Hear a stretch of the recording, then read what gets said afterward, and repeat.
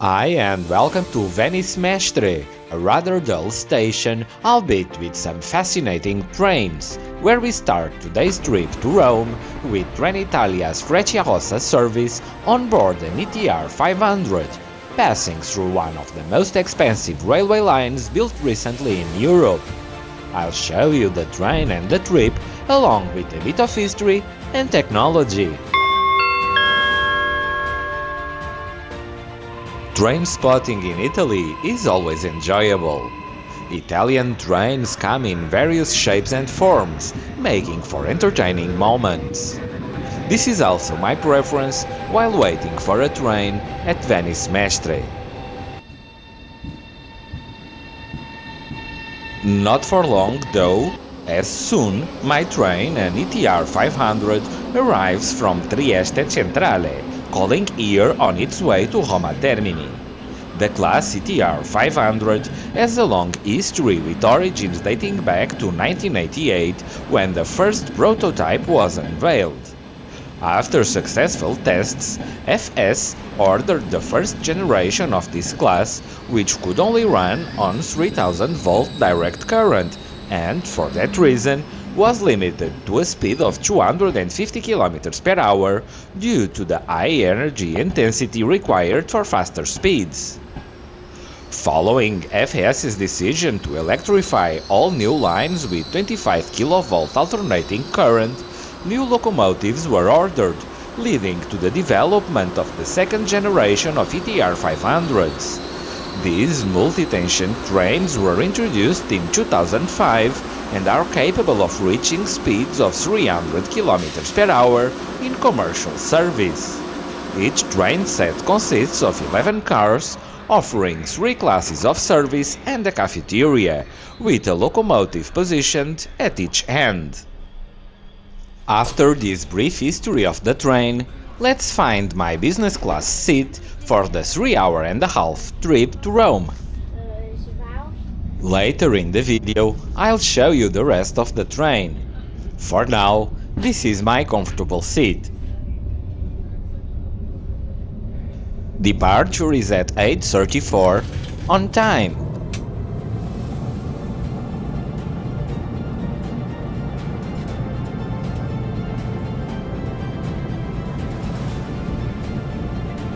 And as usual upon departure, let's take a look at today's trip map.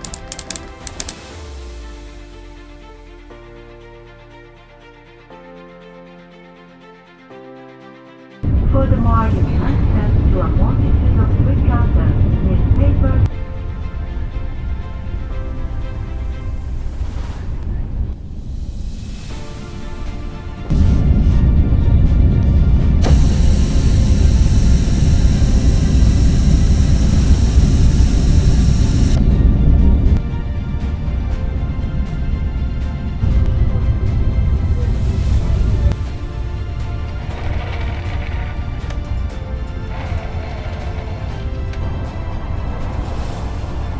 Less than 15 minutes after our departure, we arrive at our first stop, Padova.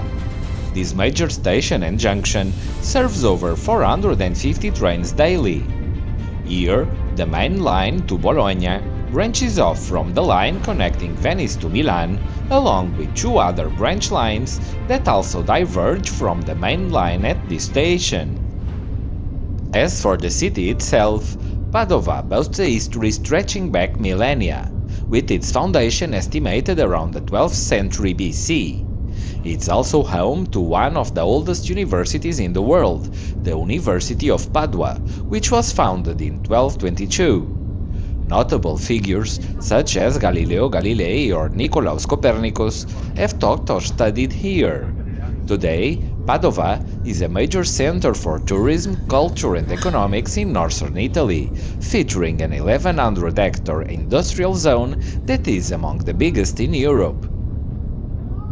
The journey from Padova to Bologna takes about an hour, so the crew takes this time to offer a snack box, a hot beverage and a bottle of water.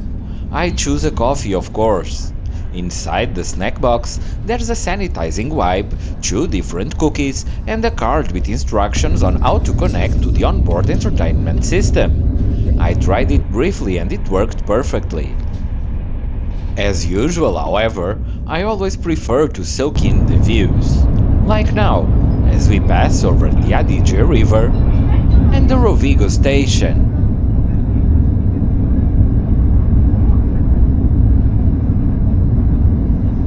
It's now a great time to take a walk and explore the rest of the train. There are 3.5 first-class cars, referred to as business class by Trenitalia, featuring a semi-compartment arrangement on one side and solo seats on the other. One of the first-class cars houses also the conductor's office.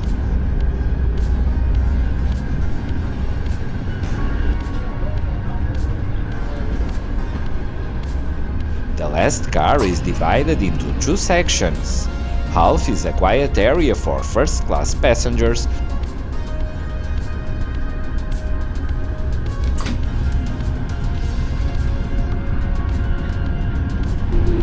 while the other half contains a meeting room equipped with multimedia capabilities and an 8-seat executive cabin.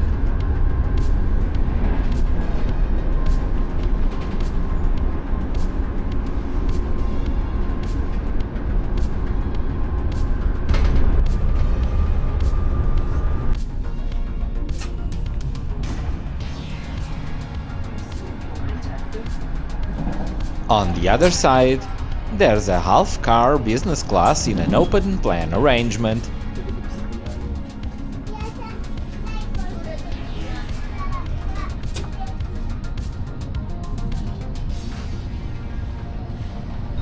And a stylish cafeteria.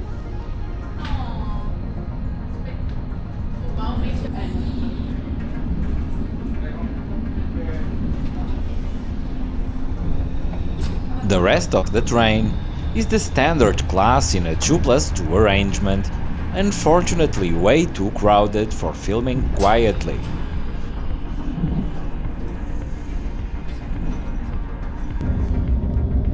Bologna Centrale's underground level is our next stop.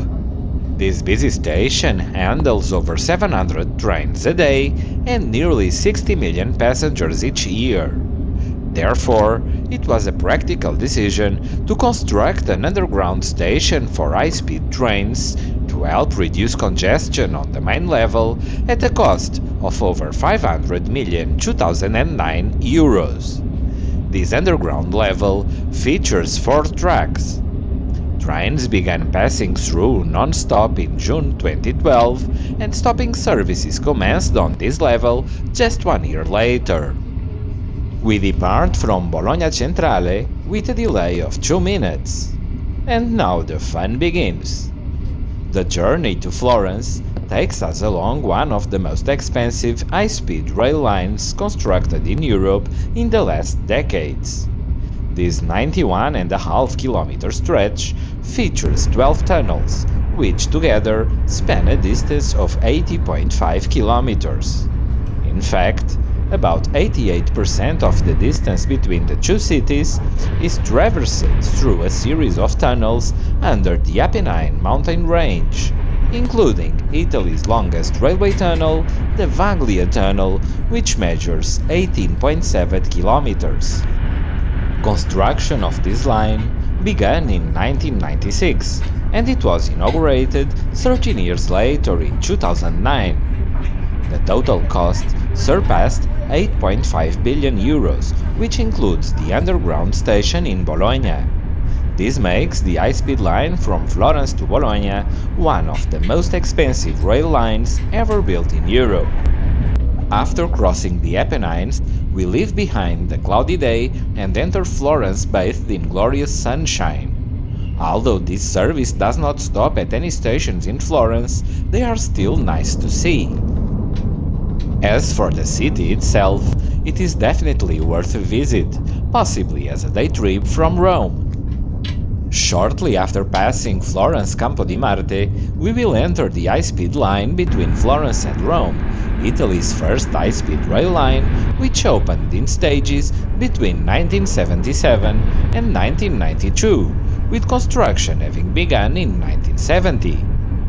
Since this was the first high-speed line built in Italy, and given that the conventional rail network was electrified using 3000-volt direct current, the decision was made to electrify the new line with the same current.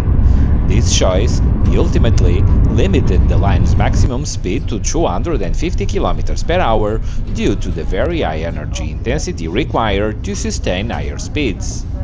As the primary route connecting the two major Italian cities, Rome and Milan, this line has hosted the country's most prestigious trains, including the iconic ETR300 and ETR450. The passage non-stop through Sette Bagni signals that Rome is near, and, indeed, soon we pass Roma-Nomentana shortly before our first stop in the city, Roma-Tiburtina. Roma-Tiburtina. Thank you for travelling with Trenitalia. We will be glad to see you again on board our trains. We advise you to be careful while getting off the train. Please remember that it is strictly forbidden to cross the tracks. This is the second most important railway station in the city, following Roma-Termini. It underwent significant redevelopment between 2007 and 2011, and today it accommodates all categories of services, ranging from high-speed trains to local commuter services. As we near the end of the trip, let's talk about prices. I paid €48.90 for a business class ticket, which I purchased a little over a month before traveling. Keep in mind that ticket prices are dynamic and fluctuate according to how far in advance you buy them and the specific trains you choose. From Roma-Tiburtina to Termini is just a short 7 or 8 minutes hop. Soon we see the gigantic Roma-Termini sign, aptly positioned to be seen by passengers arriving at the station. When arriving here, remember to look for it. If arriving at the lines further to the sides of the station, the sign is quite visible. At 12:06, we are about to stop, just 6 minutes late, after an enjoyable trip from Venice. While I disembark, allow me to share my impressions of the journey, starting with Mestre station. At the beginning of the video, I described it as dull, and I stand by that assessment. It's not terrible, but it's not impressive either. There are no architectural points of interest or notable cafes or restaurants to engage the senses. Essentially, it's just a station where train spotting is the most appealing activity. As for the train itself, it's beautiful, quite comfortable and offers excellent ride quality. However, the snack box felt a bit cheap, and a rolling minibar service would have been a welcome addition. On a positive note, the staff was friendly and professional, which left a very good impression. Overall, it was a pleasant trip and the best option for traveling between Venice and Rome. Thank you for staying with me until the end. If you enjoyed the video, please hit the like and subscribe buttons, leave a comment below, and share it with your friends. This is the best way to support the channel, helping it grow and allowing me to showcase many more videos featuring various trains, along with some history and technology. Thank you, and I look forward to seeing you next week.